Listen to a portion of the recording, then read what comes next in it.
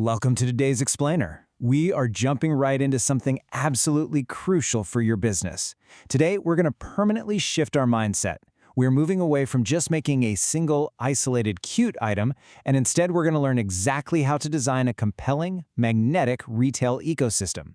Honestly, this is the absolute secret to turning a passing glance into a committed customer. The golden rule we'll be focusing on today: don't sell a product, build an assortment. Let's get right into it. Section 1. The Single Product Trap. Okay, let's dive into this.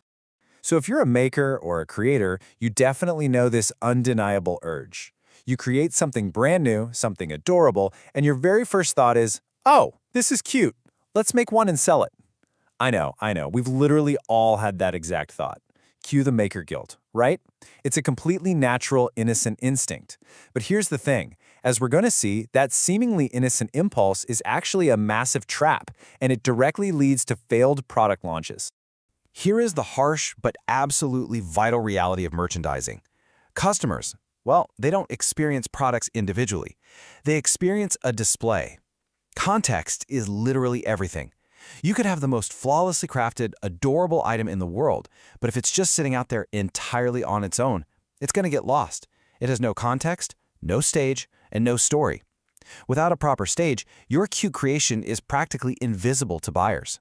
Section 2. Tale of Two Tables. We're going to look at a vivid, highly contrasting example to really prove this point.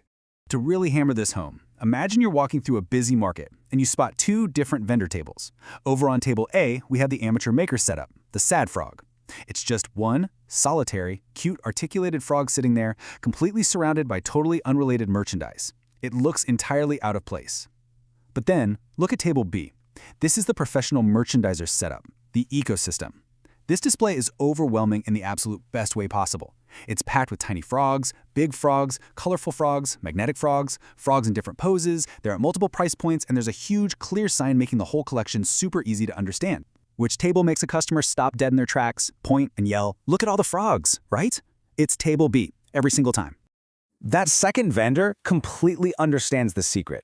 They didn't just create more inventory, no, they created an assortment. And that is the core takeaway of our whole frog analogy today. Volume and visual variety are the absolute magic ingredients here. They're what transform a random pile of inventory into this magnetic, must-stop shopping experience that customers simply cannot ignore. Section 3. Minimum Viable Assortment. Let's take this frog theory and turn it into a concrete, repeatable business framework. Enter the concept of the Minimum Viable Assortment, or MVA for short. By definition, this is the minimum assortment needed to make a new idea feel intentional and exciting to a customer. Think of the MVA as your mandatory mental checkpoint. Before you launch anything new, before you print it, before you craft it, before you even think about putting a price tag on it, you have to pass this checkpoint. If you don't pass it, you are not ready to launch. Now, what's really interesting about this breakdown is that a strong assortment requires 5 exact components to actually work. First is variety. You need enough choices to make browsing genuinely fun. But hey, variety alone just isn't enough, which brings us to depth. You need enough quantity so the display doesn't look sad and picked over after just, 5 sales. Third is price range. You want inexpensive entry-level items to hook people, plus larger premium choices. Fourth is display. You've got to have a physical way to make the whole collection understandable at a glance. And finally, backstock. You need enough inventory behind the scenes to replenish exactly what sells, keeping that table looking perfectly full. Section 4. The Real Launch Pipeline. Understanding the MVA fundamentally changes how we should look at our daily operations. Take a look at what we call the flawed maker's pipeline. Idea, then print, then sell. I mean, it's an overly simplistic, instantly gratifying 3-step fantasy, and it is exactly the trap we talked about at the very beginning. This is precisely what leads to the sad single frog table. You get an idea, you produce one of it, and you try to sell it. It completely skips all the crucial steps that actually create value in the retail space. And this brilliantly illustrates the rigorous process of a professional merchandiser.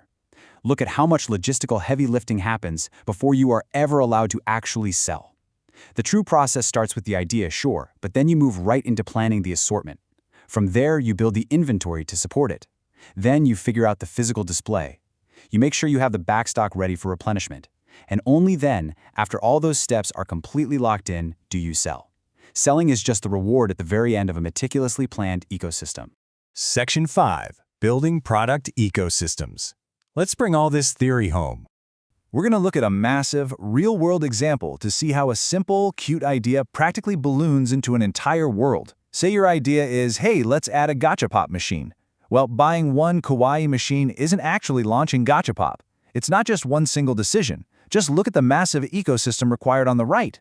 A proper launch means you need the machines, the empty capsules, multiple internal designs, rare or special variants for people to pull. You need clear signage, pricing or token systems, refill inventory, storage bins to hold all that backstock, and a whole transportation and production plan. A single, simple idea demands an entire ecosystem of support.